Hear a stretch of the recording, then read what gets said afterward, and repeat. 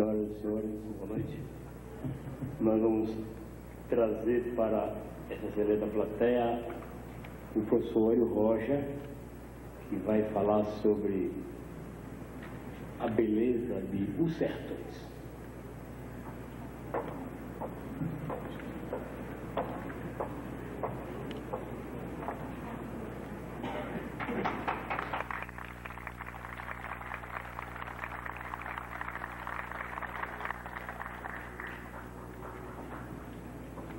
Meus amigos, após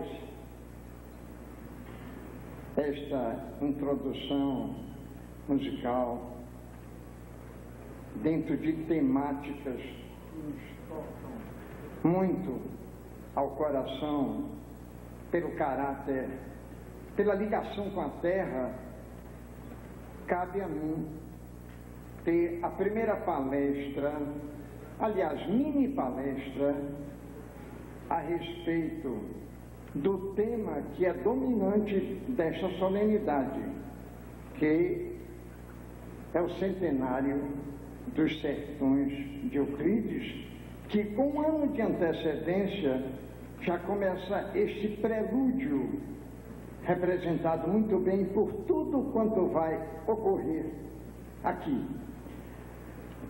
Serei muito útil, se eu for muito breve, porque tem muita coisa bela para os senhores verem, muita coisa que vai tocar não só a nós, produto do asfalto, como aqueles cujas raízes estão na terra, no ambiente, na moldura dos sertões do Conselheiro. Meus amigos, é habitual dizer-se que a obra de Euclides da Cunha foi uma obra seminal. Dizem mesmo com muita ênfase, Euclides seminal. Claro, seminal, semente. Quem deixa semente, deixa a continuidade. Quem deixa a semente, deixa a perpetuidade. E é essa a glória extraordinária da obra de Euclides. Seminal. Até hoje, existe entre nós, como se nós fôssemos contemporâneos de tudo aquilo que ele viu e de tudo aquilo que incendiou a sua alma. Mas, como há alguns estudantes na plateia, vários estudantes na plateia, eu quero enfatizar. Reparem bem, Euclides escreve uma obra, Os Sertões, descrevendo o que foi a Guerra de Canudos. Pois bem, todas as formas de pensamento do homem, todas as formas de sensibilidade social participaram disso. Meus amigos, há cinema. Se houver alguém interessado em estudar os sertões no cinema, tem matéria beça. Os sertões no teatro, hoje mesmo, os sertões no teatro, os sertões na dança, os sertões na música. O Euclides, o pensamento, a sensibilidade seminal, a semente, começa a penetrar em todas as artes, em todas as ciências. A sociologia toda hora está participando das pesquisas, das análises sobre os sertões. A antropologia cultural, a geografia física, a geografia humana, a linguística, a filologia, de modo que nós ficamos impressionados. Nós não temos caso idêntico, em que uma obra, refletindo sobre uma temática, penetra e interpenetra em todas as formas de pensamento, todas as formas de sensibilidade. Quantas são as obras em pintura sobre a Guerra de Canudos, em escultura sobre o Conselheiro, em arquitetura para montagens, até para filmes. Em suma, que coisa impressionante a todos nós vermos toda forma de pensamento, toda forma de sentimento desdobrando-se com o decorrer do tempo. Reparem bem, um século não é apenas um marco histórico, um marco cronológico. Um século já é um julgamento histórico. Um século já é uma sentença definitiva. De modo que Canudos é uma espécie de galáxia em expansão. Cada vez se expande mais, cada vez se estende, cada vez as gerações vão chegando e sendo magnetizadas, hipnotizadas por essa obra. Em palavras do fim, há também a necessidade de uma indagação sempre direcionada aos mais jovens, sempre direcionada aos estudantes, porque eles é que terão que passar adiante. Porque a minha geração, a nossa geração, a geração que está organizando esta solenidade, trouxe até aqui e os jovens prosseguirão. É um espanto que todas as ciências, todas as artes tenham dado sua contribuição, sua participação à Guerra de Canudos. Não há na história do Brasil nada que se aproxime disso. O final dessa fala nossa é a interrogação. O porquê disso? Não há efeito sem causa. O que foi que houve que chegou até hoje como se ocorresse hoje mesmo? Mas ainda, agora um outro espanto. São imensos, destacados, outros fatos da história, não só política, militar, como da história social do Brasil. Por exemplo, houve entre Santa Catarina e Paraná uma guerra suja, idêntica a Canudos. Uma guerra de degolas,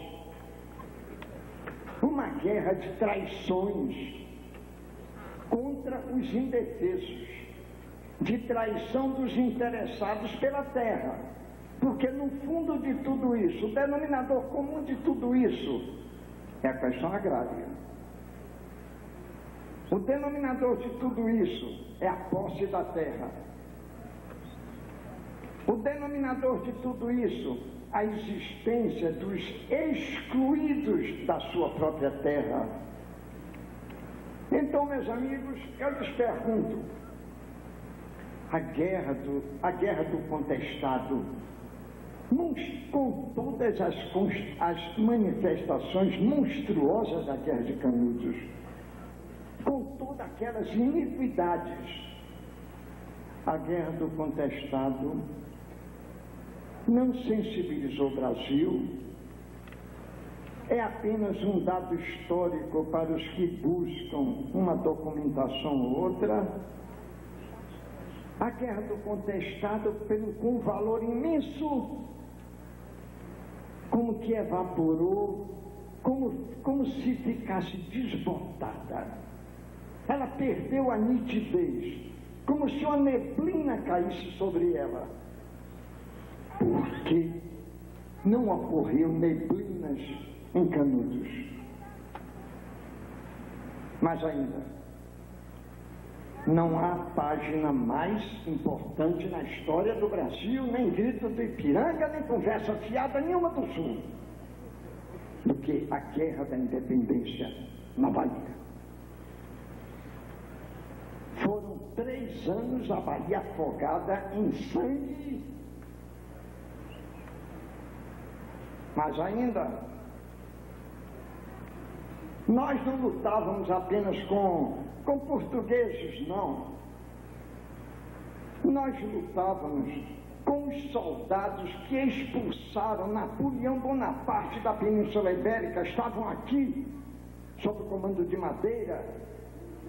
Ninguém sabe coisíssima nenhuma. Nem professor, quanto mais aluno. Foram 20 batalhas e combates, 20. Nós não temos na América do Sul guerra nenhuma que possuísse 20 combates e batalhas. Nós continuamos declamando as poesias de Castro Alves para nos lembrarmos da Batalha de Cabrito, da Batalha de Pirajá. A sala de aula ignora, a escola ignora, o Brasil ignora, e o Brasil passa a vergonha de apresentar ao mundo sua independência como um conchavo no Rio de Janeiro, do príncipe com o pai dele, Dom João, o conchavo dos dois, e isso redundou na independência do Brasil. Isso é uma vergonha para nós. E é uma vergonha sobretudo porque na América do Sul, a maioria dos países lutaram 10, 12, 14 anos. A Argentina gastou 14 anos para conseguir a independência. O Brasil, eu fui educado no Sul, fui educado no Rio. Nunca ninguém no Rio, muito menos em São Paulo, ninguém nunca ouviu falar em independência. Por quê? Porque Canudos o Brasil inteiro conhece os sertões. Porque Canudos o Brasil inteiro se inflama quando lê os sertões. A Guerra da Independência não impressiona ninguém. A Guerra do Contestado, claro que a Guerra do Contestado vai descer na enxurrada do esquecimento, porque faltou uma pena, faltou uma emoção, faltou aquela descarga passional que é o estilo de Euclides da Cunha, faltou a cosmovisão de Euclides, faltou, para terminar, meus amigos, faltou o poder expressional de Euclides, que pega a língua portuguesa e faz ela fazer verdadeiras pirotecnias literárias. A Guerra do Contestado não teve o seu escritor. A Guerra da Independência tem seus historiadores, tem seus ensaístas, mas ainda não teve o seu poeta, o seu pensador. Como nós temos o Recôncavo da Bahia. O Recôncavo da Bahia é um exemplo raríssimo no mundo de uma espécie de laboratório de raças, laboratório de culturas, encruzilhadas de civilizações, tudo isso. Mas o Recôncavo da Bahia, no seu aspecto econômico, social, histórico, antropológico, o Recôncavo da Bahia teve escritores na colônia que foram verdadeiras enciclopédias do que se passou nesse recôncavo. No sincretismo que nos deu essa riqueza, esse colorido da Bahia, que não é importação, é transfiguração mesmo nossa.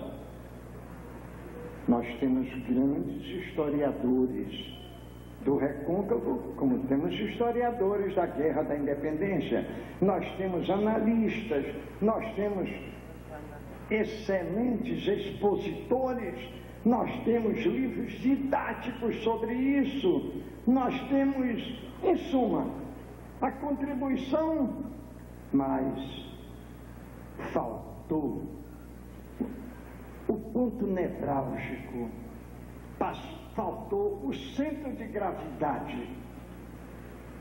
Gilberto Freire pôde fazer isso lá de Pernambuco. Nós não fizemos da Bahia, porque faltou um Euclides da Cunha, faltou um Gilberto Freire, no caso. Gente, não há ninguém que não veja a medida de grandeza.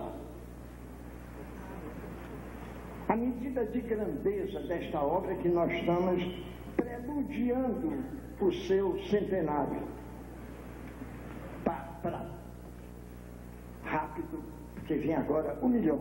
Agora vem o melhor. Machado de Assis era um homem que só sabia falar sobre o Rio de Janeiro. Não peço ao Machado nada sobre ponto algum dos 4 pontos cardeais da Terra. Mas Machado um dia saiu dos seus cuidados e escreveu numa crônica no Rio de Janeiro: o conselheiro é o homem do dia. Não se iludam, o conselheiro é o homem do dia. Impressionante para todos nós. O conselheiro continua hoje, dia a dia, todo dia é um novo dia do conselheiro. Por quê? Porque o conselheiro pertence ao passado?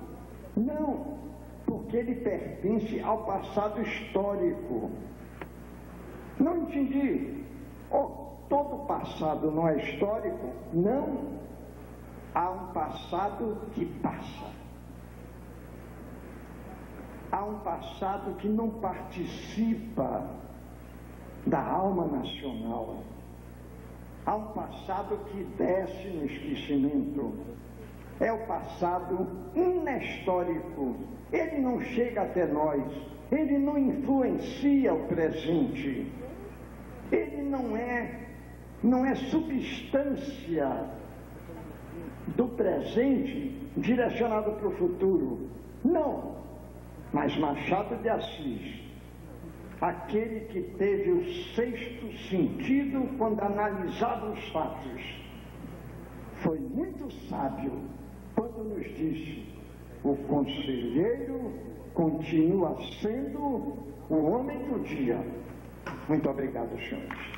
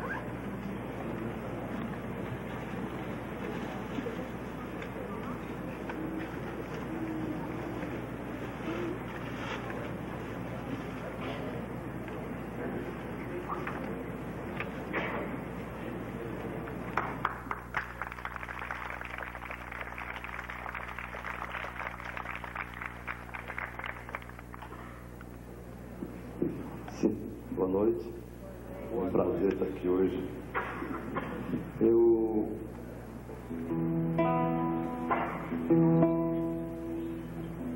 97 lancei um disco chamado Canudos. Eu sou de Monte Santo. Monte Santo foi quartel-general na época da Guerra de Canudos. E eu fiz um disco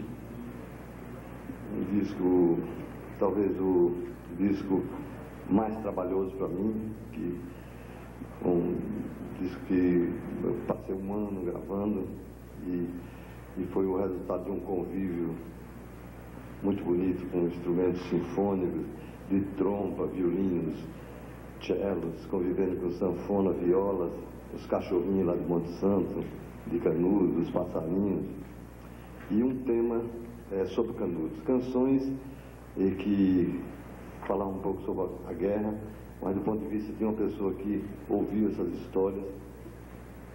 Talvez por isso esse disco chamou muita atenção. Foi trilha de vários documentários do Globo Ecologia e de trilhas para o Cine Mambembe, um filme premiado.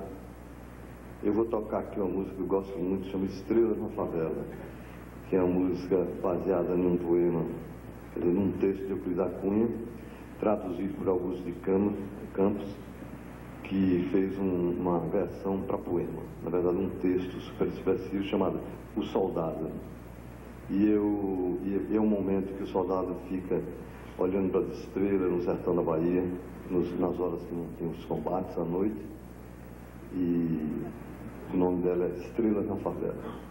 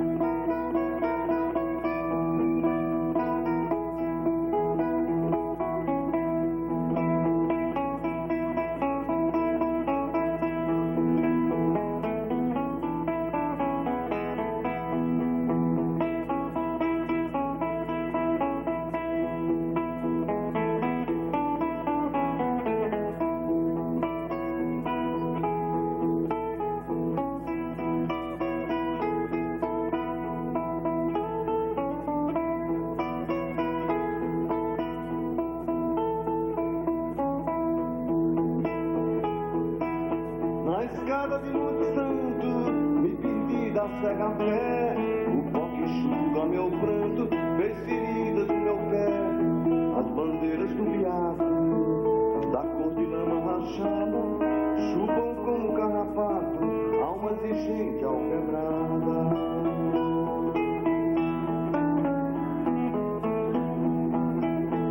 O chão de Jeremoabo se transforma em matador, aqui faço, ali acabo, e lá se fabrica dor. As estrelas de Cristo anunciam Satanás, na guerra se encontra risco, mas há quem busque capaz.